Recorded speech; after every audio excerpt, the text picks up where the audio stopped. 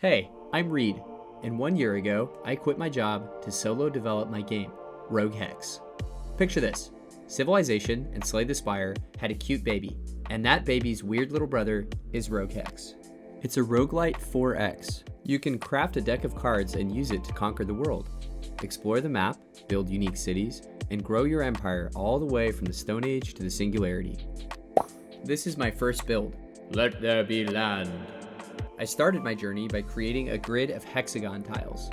The Civilization games have used hex tiles since designer John Schaefer introduced them to the series in Civ 5 back in 2010. Hexagons are awesome because they tile seamlessly in every direction with no gaps, just like a chessboard. But hex tiles have 6 sides instead of 4, allowing for more freedom of movement. In the beginning, my tiles didn't really repeat forever. I created a small plot of land with a beginning and an end. Flat Earth. And on the second day, I created my first unit, the settler. Of course, now I want to boss him around. It's my game and I'm the boss. I really like this God Ray effect that you get when selecting units in 4X games like Civ and Old World. It's one of those details that appears in so many games that it becomes a symbol, and we intuitively understand what it means, like the red explosive barrels you see in first-person shooters. Let there be light. Alright, let's get moving. I gave my unit legs so she could move around the hex grid. I also implemented pathfinding so that she could walk around obstacles, like mountains and water, instead of going straight through them.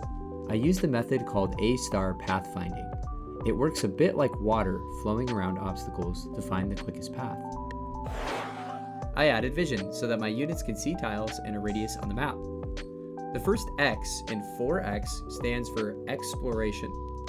In the first part of every game, you appear in a strange new land. Fog shrouds the earth around you. You must set out into the world to discover its mystery. The exploration phase has always been my favorite, so it made sense to focus on it early while developing Rogue Hex. But this flat earth thing isn't going to work forever. It's not real. I wanted my grid to wrap around like a globe. Most 4X games only wrap on one axis, from left to right. That means you can sail around the globe like Christopher Columbus as much as you like, but the ice caps at the North and South Pole are off limits.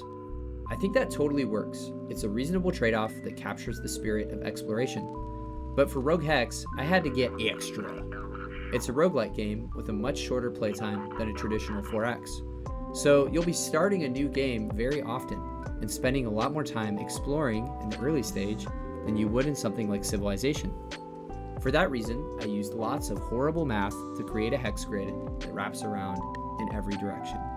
This one took a lot of time, but I think it was worth it. I mentioned that exploration is really important for Rogue Hex because you'll spend a lot of time doing it. I wanted to make it really fun and juicy right from the start. I started by adding the scout unit to the game. In Civ 6, scouts earn experience points for discovering important places like villages and natural wonders. I always loved this mechanic.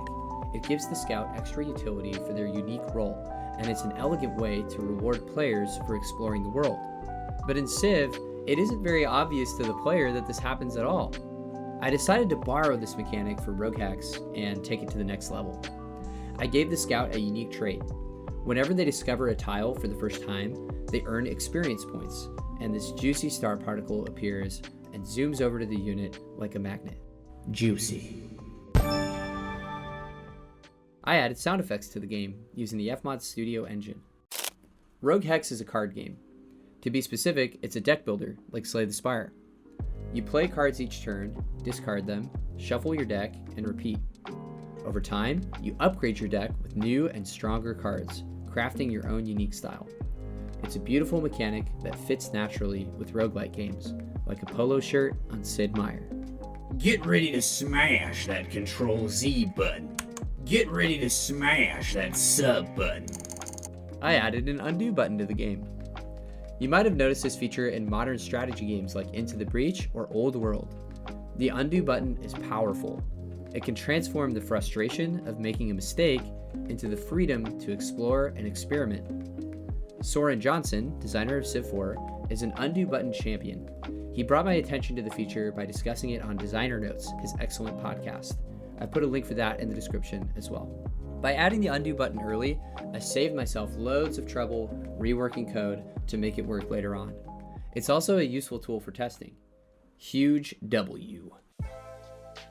I added some music. I wanted something relaxing, like lo-fi music, yet energetic, like house music, and also pretty much free, like cup noodles. So I scoured the internet for royalty-free lo-fi house music.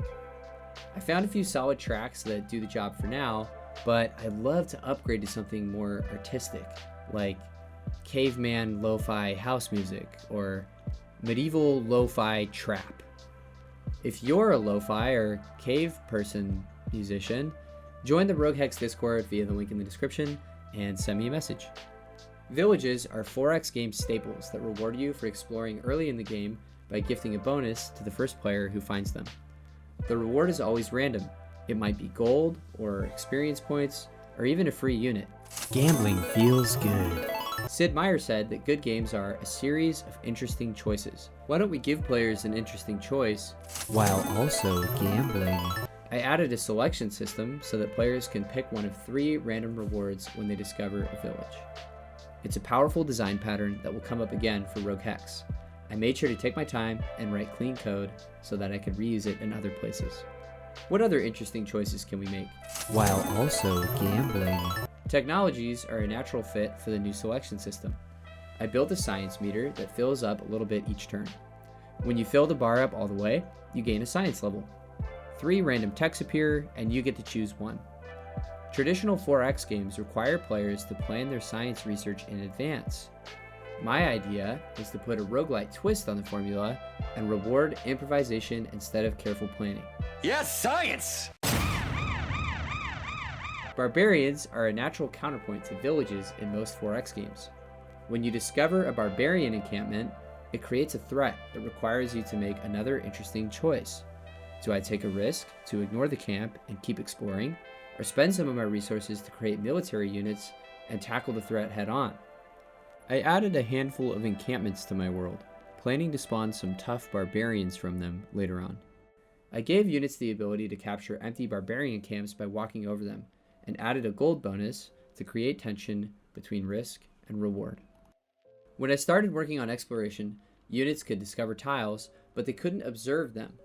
Once you discovered something, you could always see it, like that piece of salad in your friend's teeth. I wanted to require pieces to actually look at something in order to observe it. That way, players will have to guess about what's going on outside of their view and make interesting decisions about where to place their units. I wrote some logic to check when tiles are in view range of an observer, like a unit or a city, then assigned a gray material to things that are out of view. Now you can see the outline of terrain features, like mountains, once they're discovered, but you won't be able to tell exactly what's happening on a tile unless you're actively observing it. Remember when I said all that stuff about how Rogue Hex is a card game and a deck builder? Yeah, those cards I showed you were a scam. You can't even play them at all. They just sit there. They don't do anything. Creating playable cards was a technical challenge. I didn't want to hack together each card on its own. I planned to have over 200 of them in the finished game. So I took my time and designed a flexible framework using Unity's scriptable object system. Each card has its own self-encapsulated logic that fits into the system.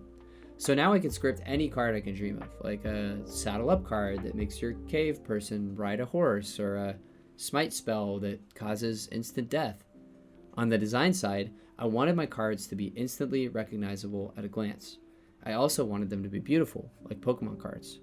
And after some thought, I decided to use 3D assets instead of custom 2D art because it's basically free, like cup noodles. I drew inspiration from these gorgeous pieces by Boba Cupcake and Alex Amai. Their Twitters are linked in the description. To achieve this card effect in my game, I had to write some fancy shaders. This was a tough challenge that took me a few days to nail. In short, I created a window effect that acts like a portal on the card's surface, revealing the 3D art behind it. While I was at it, I made a nice tray for the cards that you hold in your hand. And then, I took a break. After 6 months of development, I took some time to travel and hang out with my friends and family. And then, when I got back, I went turbo. So, stay tuned. That's coming in part 2 of this video. If you think Rogue Hex looks fun, please consider wishlisting on Steam. Your vote makes a huge difference for indie games like mine. If you want to play the game before anyone else, join my Discord. I'm giving out closed alpha keys with every update. Both of those links are in the description. And if you enjoyed this devlog, let me know. Like the video, subscribe, and leave a comment about which part was most interesting for you. Thanks for watching, and I'll see you next time.